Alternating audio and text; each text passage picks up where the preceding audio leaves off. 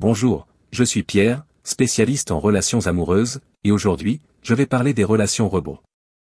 Je vais discuter des principales caractéristiques qui montrent que la relation dans laquelle vous êtes entré peut être une relation robot. Si nous nous relations en pensant uniquement de manière rationnelle, il nous serait difficile de nous permettre de rencontrer, de nous engager ou de faire confiance à quelqu'un immédiatement. Mais les relations robots créent un état qui nous rend un peu aveugles.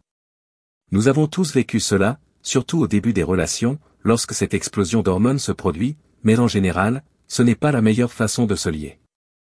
Beaucoup de personnes ne savent pas ce qu'est une relation pansement, même lorsqu'ils en ont déjà traversé une ou vivent actuellement une telle situation.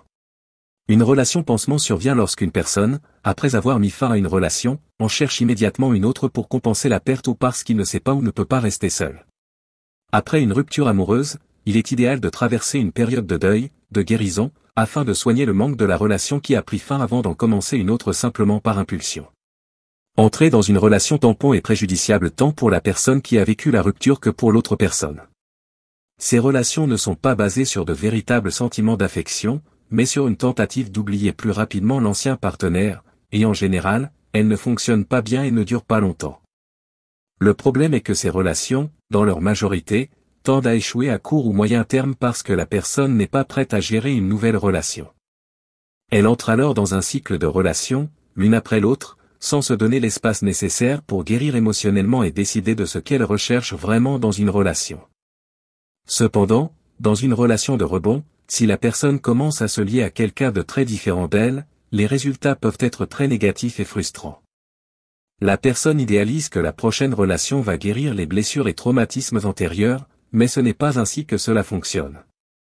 Quelques caractéristiques d'une relation rebond sont: une relation tellement intense au début qu'on a l'impression d'avoir trouvé l'amour de sa vie. Tout se passe très vite.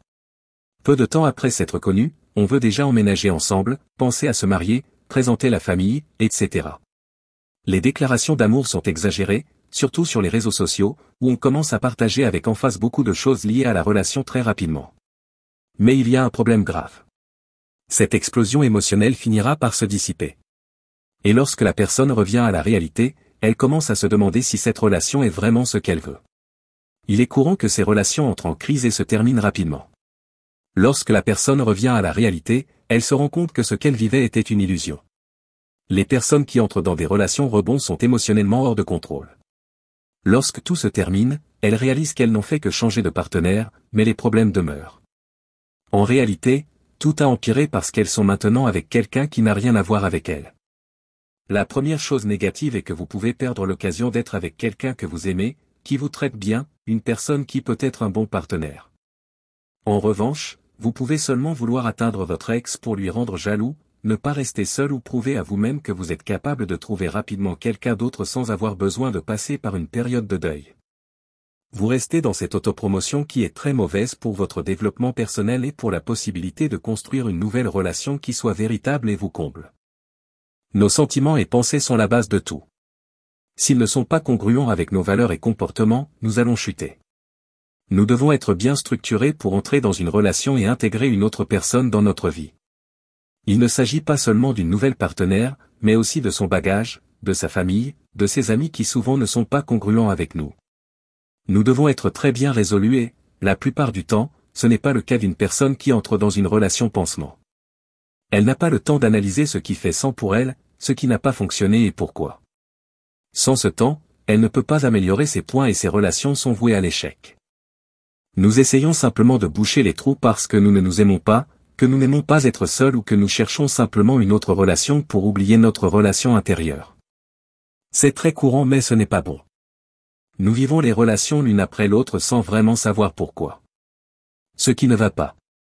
Il est important d'analyser ce qui fonctionne et ce qui ne fonctionne pas avant de s'engager dans une nouvelle relation. Après tout, il ne s'agit pas seulement de nous mais aussi de l'autre personne. Souvent, il n'est pas juste que l'autre personne prenne en charge notre bagage non résolu. Lorsque nous pensons aux relations de rebond, il y a des signes pour savoir si nous vivons cela juste pour fuir la relation précédente et si nous voulons vraiment continuer dans cette relation de rebond. Si vous êtes dans cette relation juste pour surmonter la perte subie ou pour rendre votre ex jaloux, vous ne devriez pas continuer. Vous devez arrêter, vous guérir émotionnellement, et seulement après essayer de reconquérir votre ex ou chercher une relation qui correspond réellement à vos désirs.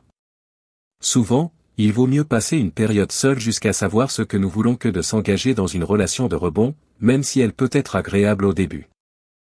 Ou, d'un autre côté, si vous entrez en tant que partenaire d'une personne qui a récemment subi une rupture, une personne qui cherche une relation de rebond, vous pouvez essayer d'aider cette personne à se retrouver pour que vous puissiez avoir une relation saine, mais ce sera difficile.